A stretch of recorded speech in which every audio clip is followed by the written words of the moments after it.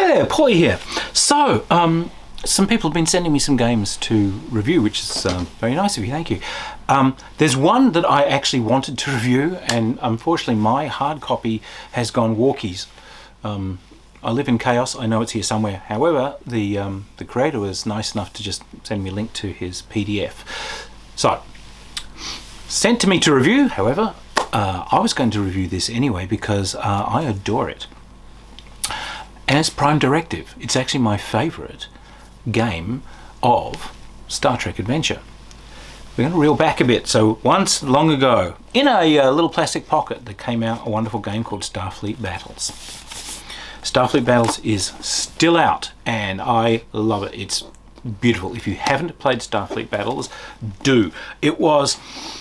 So what you had was, you could take Star Trek ships, and it was a game of ship-to-ship combat. It had a really great system for like wearing through shields and managing your resources and so on.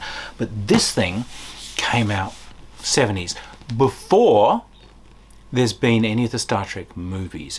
So all you've had is original series Star Trek. These guys essentially went and got a license to do games based on Star Trek. And they got it because the licensing arrangements there were basically run it past them if it's fine. You paid about $10 for the license and you kept it. Now, as this became a living franchise again with movies and Star Trek Next Generation and so on, Paramount kind of gnashed its teeth because the rights to do a game have been sold. So what they kind of sold to these guys was the right. You've got the right to do Star Trek, but you're not the only ones. You've got the right to do stuff set in the kind of universe you've set up at the point where we sold the game. So you can't kind of do stuff based on Next Gen and all these sorts of things. However, they had done a few bits from the movie. So what kind of happened was the Starfleet Battles universe split off from Star Trek canon. And we got Star Trek Next Generation, and we got Voyager, and we got Deep Space Nine. Okay, so I adore Star Trek original series, and again, hill I'm kind of prepared to die on. There is very little in common with original Star Trek, the original series, and the media material made afterwards. It really doesn't sit well. It's not really the same universe. Things don't seem to have logically evolved. But the Starfleet Battles universe actually is. It's kind of it is what that first Star Trek series universe would have been if it just kept going. Continuity of ship types, continuity of uniforms, continuity of attitudes, continuity of that kind of bright, optimistic world free of religion and racism and so on. That's all there, and it kept that and developed it. So I love this because it's kind of the preservation. It's kind of what Star Trek Next Generation would have been if someone like hadn't decided we're going to completely change the graphic look and we're going to keep going around with things. And of course these guys have continued going today. This is still a living thing. So in this array of games, they decided to do a role-playing game that was set in that Starfleet Battles universe, and that is Prime Directive. Ding! Now, Prime Directive, lovely piece of work. It uses this sort of setting, but one of the things I quite liked is it said there's been, space, the final frontier. We have had our 5-year mission, and during our 5-year mission, someone's decided that, if there's a crisis somewhere, and you strip the bridge crew of all its most experienced guys and teleport them down somewhere to deal with it, we've just taken the most valuable people for preserving the ship off the ship and kind of flung them into potential, face being eaten by the giant Mugatu sort of danger. So what they've said is, after that initial Enterprise thing, it's been decided that we're going to have professional away teams. These are going to be the teams that you send out to deal with stuff. So it's kind of neat. You are playing as characters one of these away teams. It's like, my God, I've been chosen because of my incredible skills. Or, my God, I've been chosen because if I get eaten by a monster, it doesn't actually interfere with the running of the ship. You are highly trained, expendable people. And bless the assholes who wrote this for coming up with that idea. So that's the role you're playing. Obviously, you can learn to fly ships and everything, but you are the guys that are going to be sent down for this. So, a lovely, lovely system for generating characters. It's got all the original Star Trek races in it. And, of course, it's got, bless you, it's got Klingons as they were supposed to be. It is a mutated forwardless, headless, sort of forget that. It's these guys as they were. But because the Klingons in original Star Trek were, naughty persons, there are some slave races that they've enslaved. We saw them doing that in the actual original series. So there's some races that these guys come up with that are used as sort of auxiliaries and so on. So these are all in there. So pick your race, generate your characters, and this is where the clever bit sort of comes in. It's a skill-based system. What you're doing is you have D6 that you're going to be rolling for skills. A number of them. The normal system that you get will be, for most of these kind of things, is I'll have an attribute, which gives me a number of dice, and I have a skill, which gives me a number of dice, and I put them together and I roll that number of dice. These guys said you have a governing skill for governing characteristic for skills, and you have a skill. You average those together, and that's the actual number of dice that you will be rolling. So, if I have an attribute of 3 and a skill of 2, that is 5, but I have to round that up to the nearest whole dice. So, 2.5, 3 dice. So you can kind of mini-max your character a bit, getting all these little half points that'll roll over into 3 dice, which is great. But part of the fun comes from the fact that as you get experience, you start to have to make choices. It's quite cheap on experience to raise skills, but it's more expensive to raise those characteristics. If you're going for short-term benefit, it's easy to thunder extra points into the skill number, but because it's averaged, it's actually better in many ways to pay the extra price and raise the characteristic, because that average is going to give you a bonus to more skills across the board. Plus, you'll start coming to diminishing returns as you raise up the skill.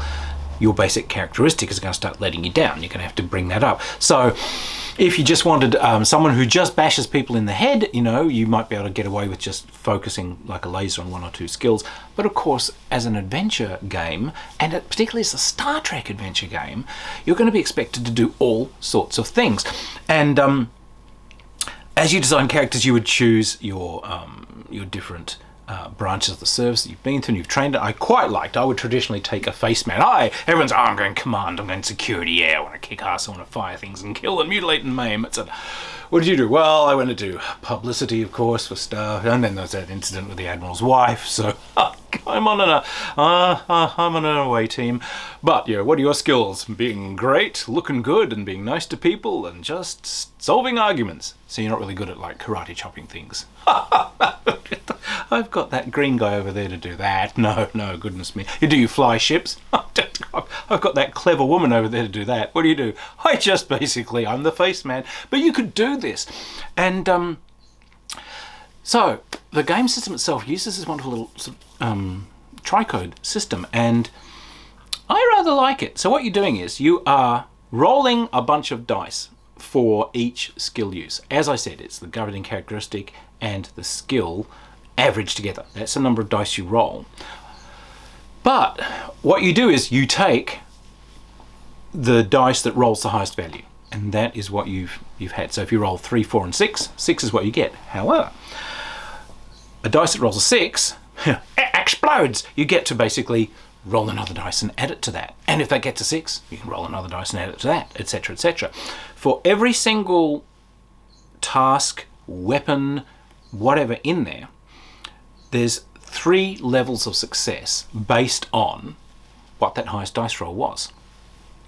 So, in most cases, like a 5 or a 6 will get you through most simple tasks. But you'll get extra effects with the higher scores. When you get to weapons and so on, if you hit someone, how much damage you do to them depends on how well you rolled. Your damage will be split into that tricode, so that if I just hit him, with the minimum success, this damage. If I hit him with that next level of success, so if that's a 6, this might be somewhere around the 9s and 10s, I did fairly well, and to do incredible, amazing damage, you've had the really good roll. So you just would record that for every single weapon, and of course the weapons are all different. A Klingon Disruptor is different to a Phaser, is different to this and that. Now, because this is done by Wargamers, it brought in stuff that you kind of wish that they'd had in the original series. So you do have protection against the energy weapons that you can have. You can have, like, personal screen generators, you can have armor and so on, all that stuff that you kind of, why don't they do that? Doesn't have to frustrate you in this, of course they did.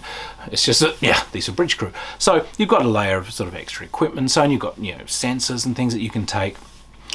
And so this is the game. You've got the political situation that they've rolled over from Starfleet Battles, which was exactly what we saw in original Trek. There's this kind of a Klingon Empire that's a pain in the ass, that are like, untrustworthy, scheming, and brutal, and we've got mysterious Romulans who don't have quite as high a drive tech as everybody else, but the Klingons are kind of starting to feed them stuff as an ally, and these guys are way more kind of scheming. And then you've got groups like Tholians and so on, who are protecting their own stuff. You've bumped into the Gorn, and these guys are, it's sort of an alliance. They like each other. But you've also got other stuff that appeared in Starfleet Battles, because we are lifting here not just from Star Trek the original series, but we're lifting from Star Trek the animated series, which brought in things like Xinti, and they've also put in things like Lyrans and these sorts of other groups that were in there. So it's got a rich background. It's got a very clever system, which has a really nice experience system. Going for short-term gain or long-term play is a decision that I really like. It's good management. And it preserves this wonderful Star Trek the original series feel.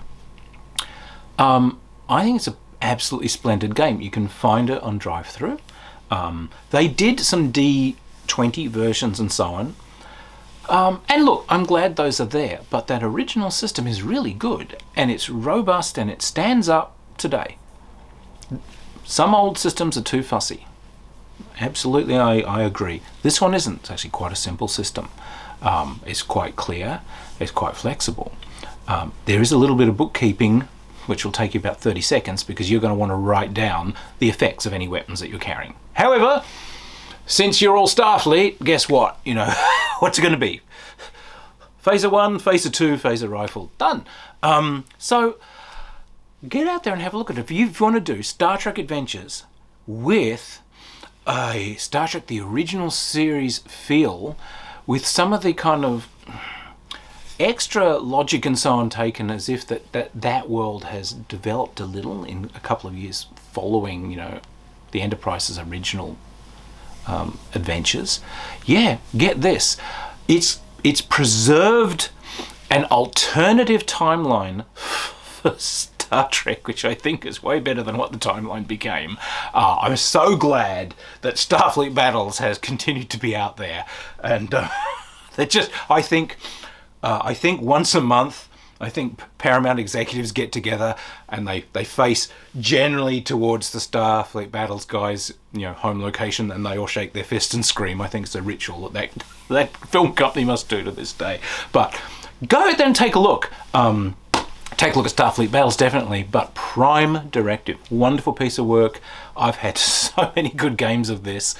My favourite Star Trek adventure game. So go out and take a look. Cheers.